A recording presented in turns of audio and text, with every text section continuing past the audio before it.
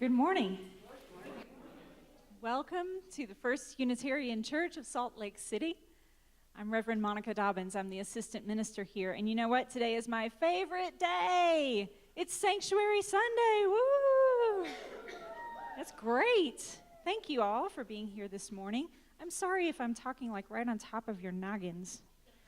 I can't see all of you, but I'm really looking forward to junior singers in just a few minutes. But first, last week, you guys talked in chapel about one of my favorite people from history. Who was it? Martin Luther. That's right. So who was Martin Luther? So he was a priest, and he noticed that the church was doing some things that weren't right in his mind, and he ended up getting married and breaking all the rules. Did I get it right? That's awesome. Man, I think you just summed it up. Way to go.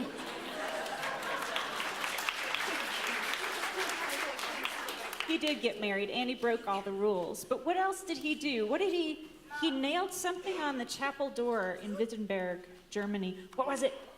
It was a note that said all the... I forgot what I was going to say. That's okay. That's okay. What was it? Yeah.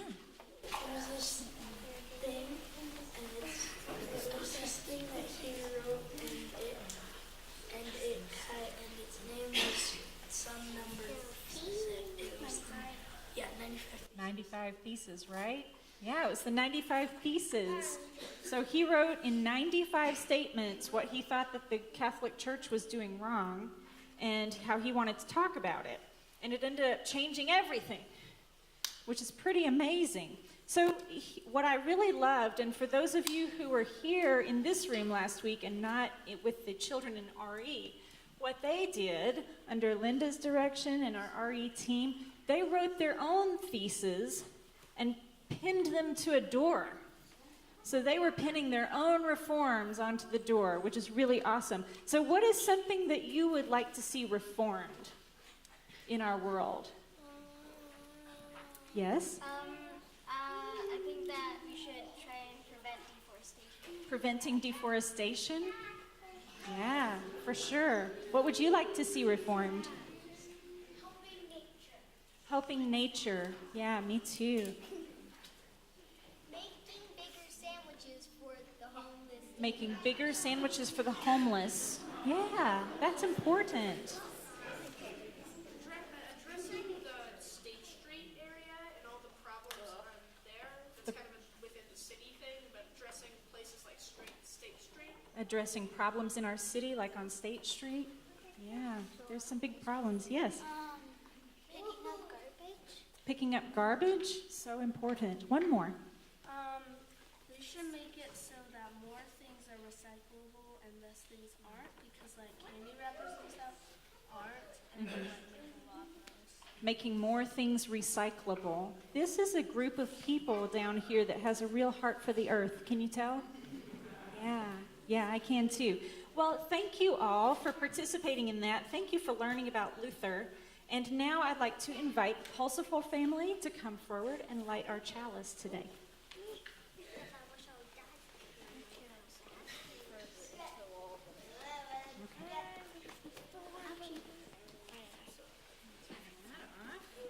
All right, let me get in there in front of you. You don't mind. Just a second. I'm going to get right up in front. Then lean forward. So once a month, we invite a family from the congregation to come in to the pulpit and light the chalice. And because you're going to use the fancy thing. So who would like to do the lighting and who would like to read? He's doing the lighting and Yeah? I'm doing the reading. Okay. No, I'm doing All doing the reading. Oh, okay. I'll tell you what. Can you see up here? Here, there's a little stool. You could stand on it. And maybe you could read the first part, and then you could read the second part. Would that be okay? Mm-hmm. All right, let's do it. All right, and then I'm going to move you over here, and you're going to use this fancy guy. Whoa. Okay. So you won't need that red thing. You can set that down. I like that part for you. And then maybe the chalice.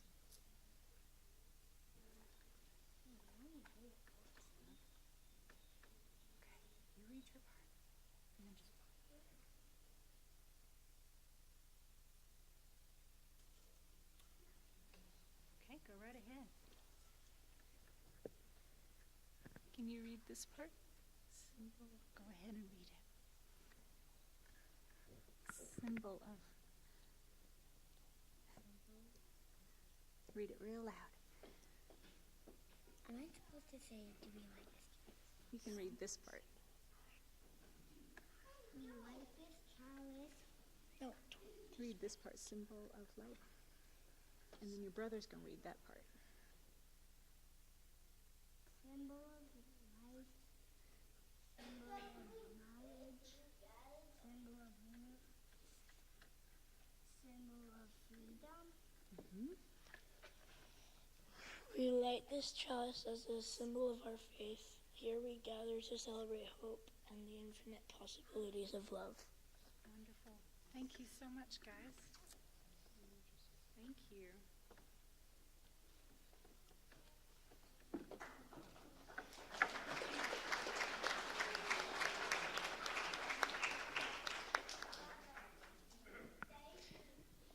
Families are the lifeblood of our congregation, and they light our chalice for many years to come. And now I'd like to welcome the junior singers. Please enjoy their music.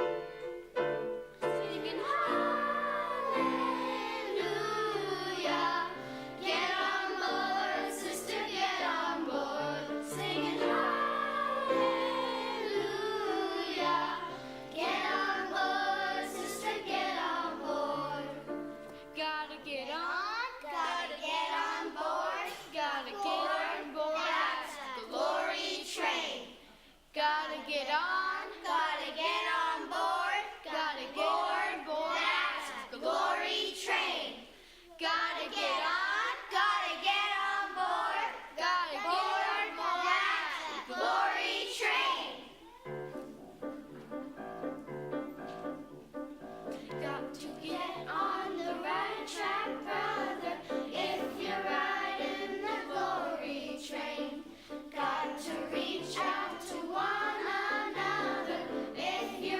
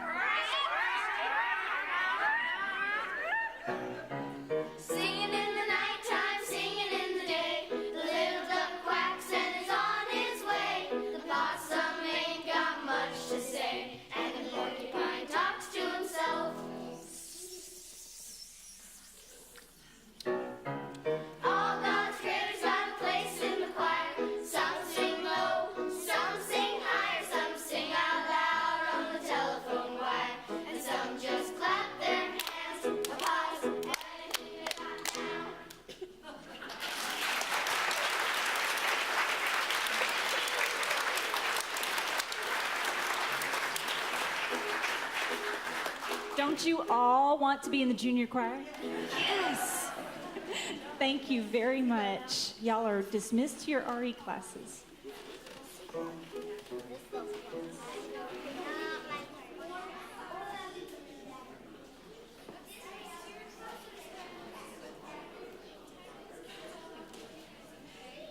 And now, I invite you all to turn in your hymnals to page 287, and let us rise in body or in spirit as we sing together.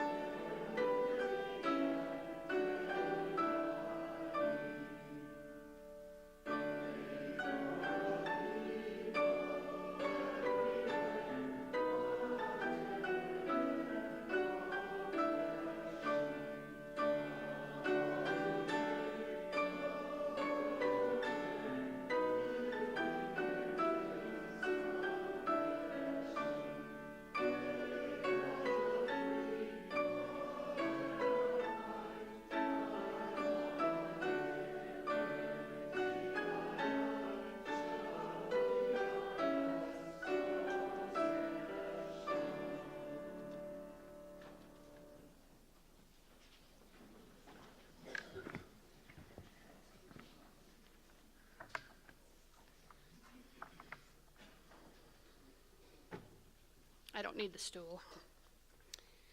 Our meditation this morning is from the Reverend Dr. Rebecca Parker.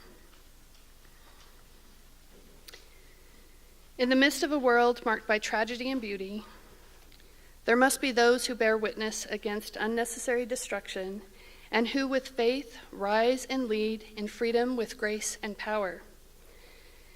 There must be those who speak honestly and do not avoid seeing what must be seen of sorrow and outrage or tenderness and wonder. There must be those whose grief troubles the water while their voices sing and speak refreshed words. There must be those whose exuberance rises with lovely energy that articulates earth's joys. There must be those who are restless for respectful and loving companionship among human beings whose presence invites people to be themselves without fear.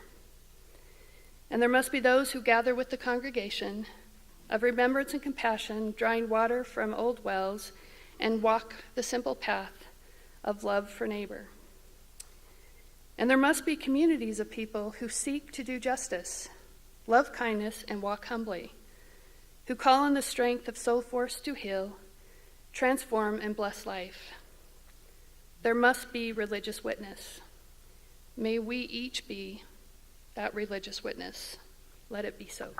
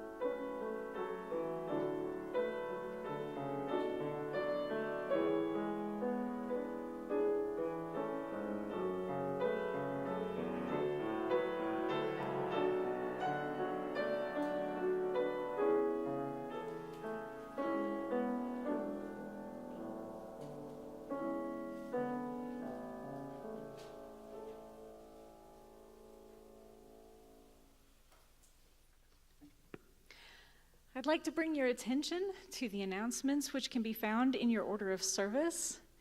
They are all very important, but I'd like to bring special attention to a few of timely importance. Today will be the last opportunity to purchase anything that wasn't sold at our auction on November the 4th. So just stop by the auction table and see what kind of goodies are left. Now, if you had bidder's number 900, 960, or 870, the auction committee is looking for you. Please, especially you three, stop by the auction table on your way out and see what the news is. Here's a reminder that tomorrow night, Keith Trickett, he's a baritone, and he'll be performing a recital right here in this room beginning at 7:30. All proceeds from the door will benefit our Refugee Resettlement Committee. So please bring some cash so that you can make a donation as you come in. Also, Thanksgiving is right around the corner. Can you believe it? We're almost there. One of the things that our church can be proud of and grateful for is our relationship with our sister congregation, San Esteban, in West Valley City. This year, as in years past, we are collecting money to donate to San Esteban so that their vicar can buy grocery gift cards to give to some of their members who will have very, very little during the holidays. So if you can give toward this effort, you have just today and next Sunday to do so. We've got a table set up out here in Elliott Hall. Yes, you can make a debit or credit donation. Thanks for asking. So we'll help you out right after service. Finally, yesterday was Veterans Day, a day on which our nation has paused to consider the worth of freedom, the gratitude we ought to show toward those who defend it, and our nation's complicated understanding of the meaning of freedom. I would like to take this opportunity to say to those in our congregation this morning who have served in the armed forces, or to those who have lost a loved one in armed conflict, that you matter to us, and we are grateful to you. If you are one of those people, if you wish, I invite you to rise or raise a hand and let us honor you today.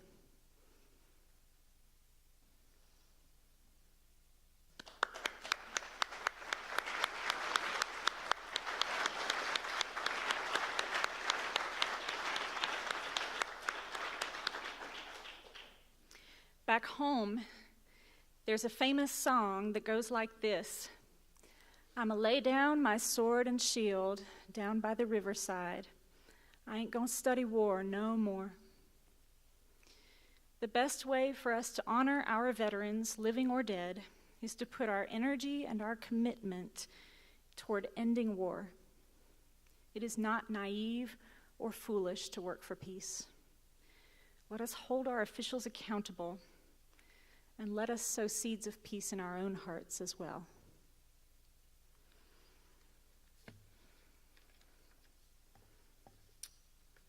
And now, we will set aside for our own congregation as we gratefully accept this week's offering and take some time to greet your neighbors and our visitors.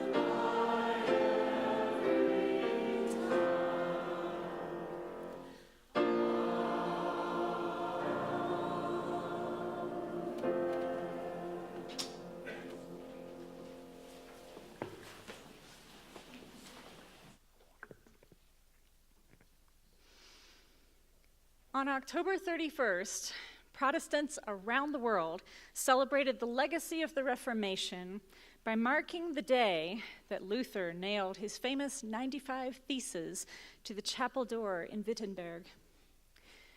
Catholics and Lutherans worshiped together in joint services, and Pope Francis declared that we are first and foremost God's children, reborn in Christ through one baptism, and therefore, brothers and sisters, I've been itching to preach the Reformation all year.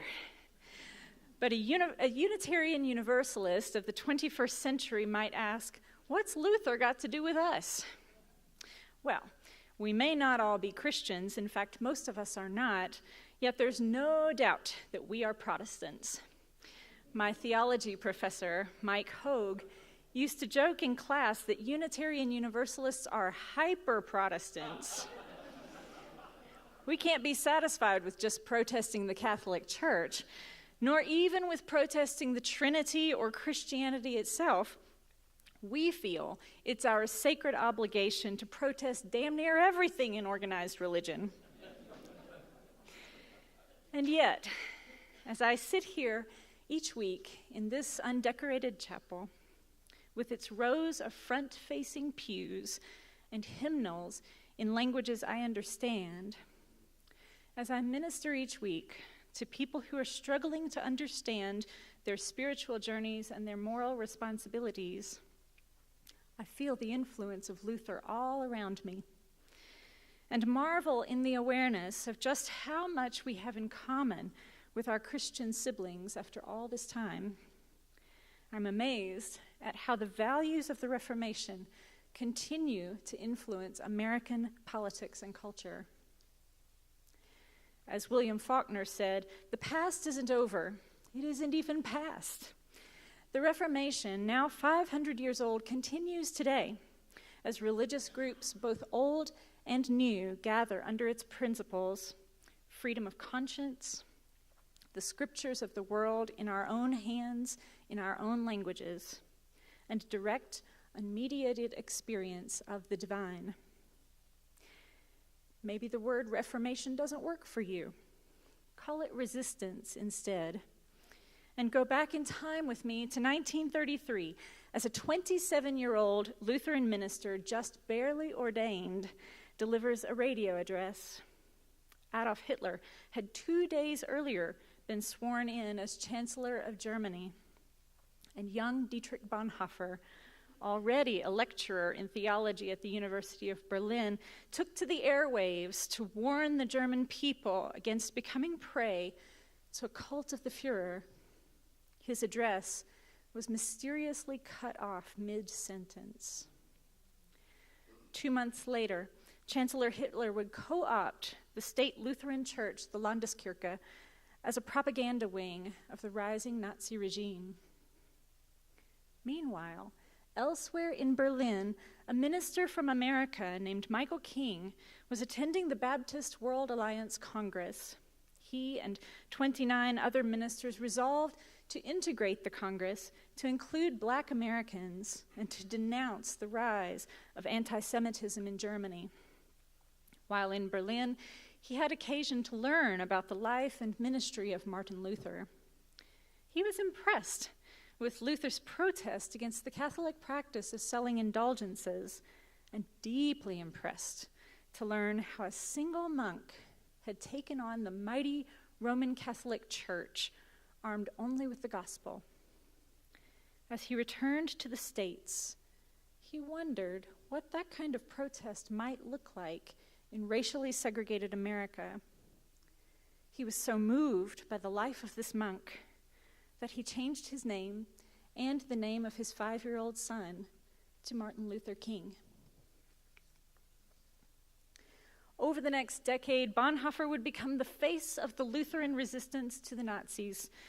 He wrote and lectured extensively on what the Christian response ought to be toward genocide and war, and together with other German theologians, helped to establish the Confessing Church, a group of congregations that refused to participate in the Nazi spiritual occupation. He He was offered pastoral positions outside of Germany, but out of conscience decided to stay in the country to defend the Landeskirche, and in 1945 was executed in the concentration camp at Flossenburg. And of course, we know what happened to that 5-year-old from Atlanta. Reverend Dr. Martin Luther King Jr. would become the face of the Christian resistance to racial segregation. He too would die a martyr. What might Luther have thought about his influence on these two ministers who looked to him for spiritual example? Hard to say. Luther was horrified at the results of his own protest, which he could witness within his lifetime, the German Peasants' Revolt, one of the earliest conflicts of the European wars of religion, which lasted over 100 years and killed as many as 18 million people. Luther never intended anyone to die. He was a simple monk and a university professor, and he was very serious about his work. And he had a personal problem. He was completely preoccupied with his own sense of sinfulness. Now, this wasn't mere neurosis. The fear of hell and a preoccupation with the state of one's soul was prevalent in Europe in the Middle Ages. The doctrine of the Catholic Church, which was, of course, the only church anyone had ever heard of, was that humans were born into sin by way of Adam and Eve, and the purpose of life was to work off as much sin as possible before you died. But no one ever really knew if they had worked off enough sin, and so life was an anxious grind of penitence. This anxiety about salvation was being exploited by church officials by way of indulgences.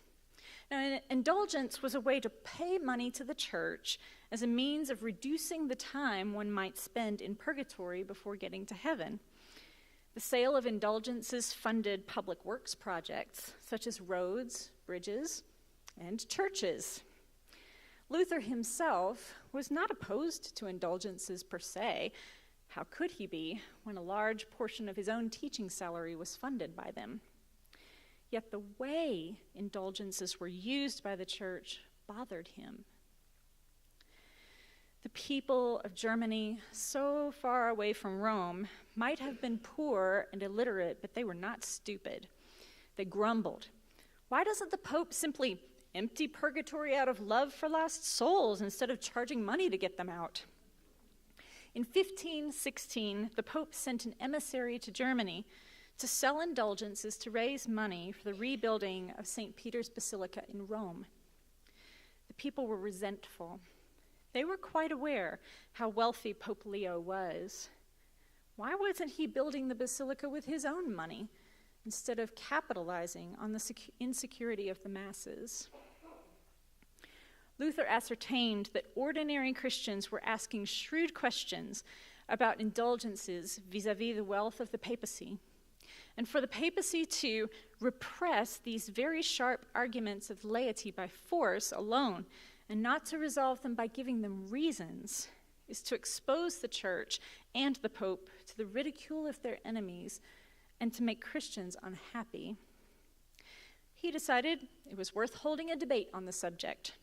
He wrote a proposal consisting of 95 statements, which he posted on the chapel door of All Saints Church in Wittenberg. The hanging of the 95 Theses was itself not much of an event, supposing, of course, that it even happened.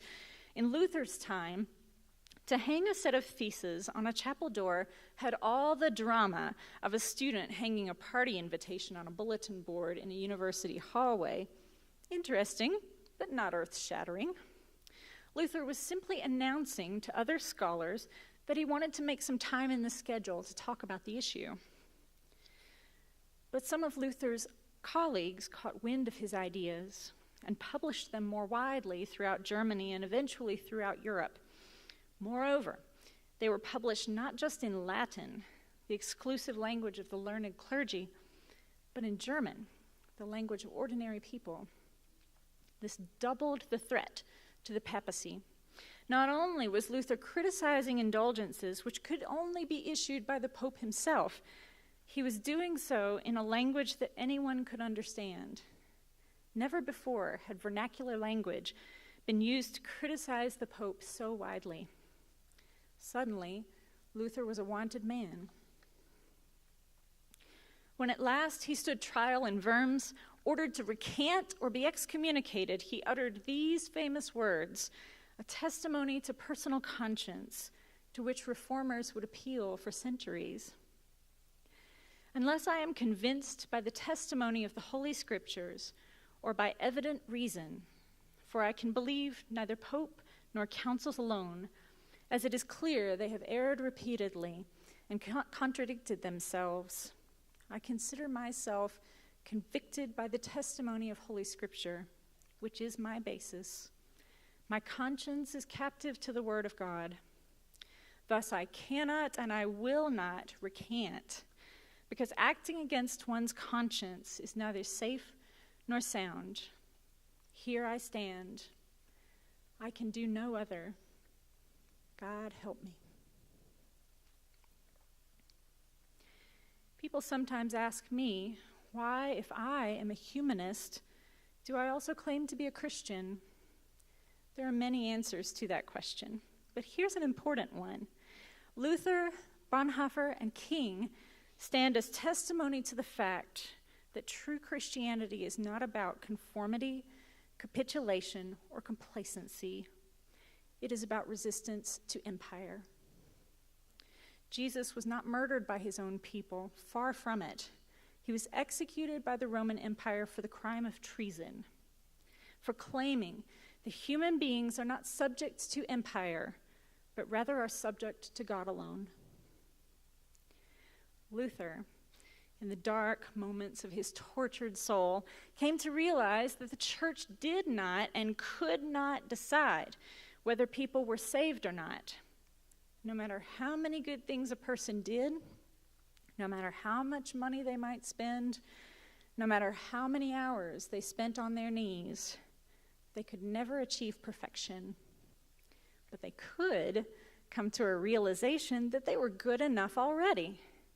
And from that realization, they would live lives of such gratitude and joy that good works would feel natural and right to them. Then they would feel saved. I, too, often feel that I need to be saved. Not saved from some supernaturally imposed systems of spiritual rules and regulations. Not saved from some original sin. But the older I get in this life, the more I realize it's hard to be human. Suffering is inevitable in this world. And I've built up defenses for myself in response to my own suffering. I've become defensive. I learned to lie to protect myself. I dishonored my ancestors. I fashioned idols for myself, idols like money or recognition or comfort, and I took their names in vain. I can identify easily with the Apostle Paul, who says in his letter to the Romans, I do not understand my own actions. I can will what is right, but I cannot do it. For I do not do the good thing I want, but the evil I do not want is what I do. But don't judge me, for I'm not unique or special. Building fortresses around ourselves in response to suffering is the human condition. Every person in this room and every person you will ever meet has done the same thing. Each of us lives in a fortress of our own making, and each of us secretly longs to be released from these fortresses, to be welcomed into the human family once more, to be held in loving relationship, and to feel connected to the web of life. Luther recognized that resistance to empire begins with a reformation of the heart. His phrase, simul justus et peccator, translates in English to sinner and saved at the same time. Yes, maybe we are all sinners in the sense that we all fail to live up to our highest expectations of ourselves and our ideals of what humanity can be. And we are already saved, or at least we can be. saved by our willingness to try again, saved by a community that tries again together, and saved by the hard work of resistance to greed and control and empire. There are some people these days who dress themselves in sackcloth and ashes and announce the denouement of the Reformation, as now 22% of Americans call themselves nuns, that is, people without a particular religious or spiritual tradition. The era of church is over, they say. Time to pack up our stuff and go home. But I recall that the Reformation was preceded by the rise of the printing press, in which people could learn to read literature in their own language, in particular the Bible that had controlled them for so long. The century after the Gutenberg Bible was a Wild West show of books and literacy and spiritual rebellion. And I look around me now at the rise of social media and other interactive technologies and witness the spread of new ideas and global upheaval and wonder if we are not witnessing the next Reformation right now. Who will be our Luther? The next prophet to use new technologies and a new spirit to bring people closer to their best selves. Where will it take place? Africa?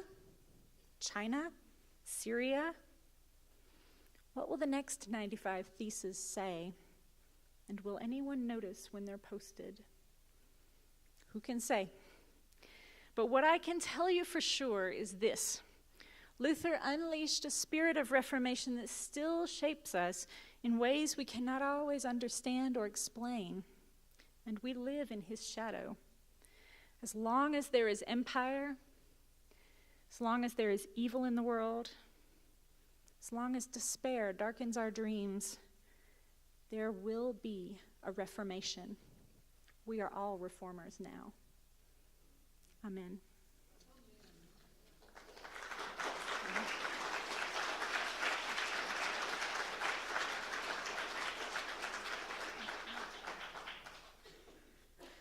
And now I invite you to rise. For the only time in 500 years, we're going to sing this song, number 200, A Mighty Fortress, written by Luther himself.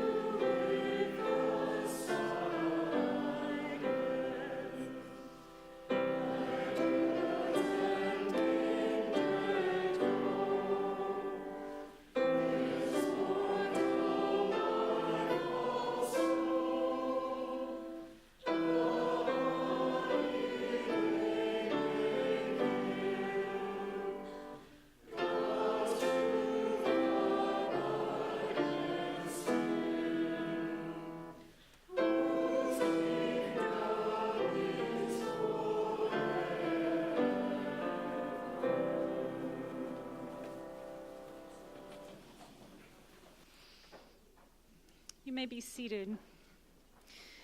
I'll extinguish the chalice today with these words from Martin Luther's translator and friend, Philip Melanchthon. In essentials, unity. In differences, liberty. In all things, charity.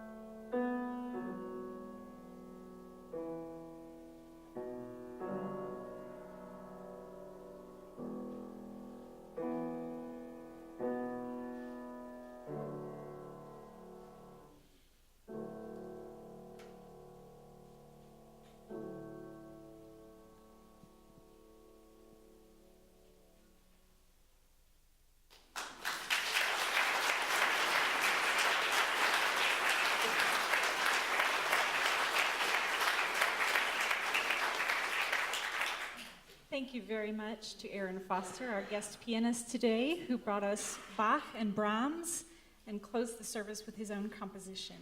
It's been a joy to have you today.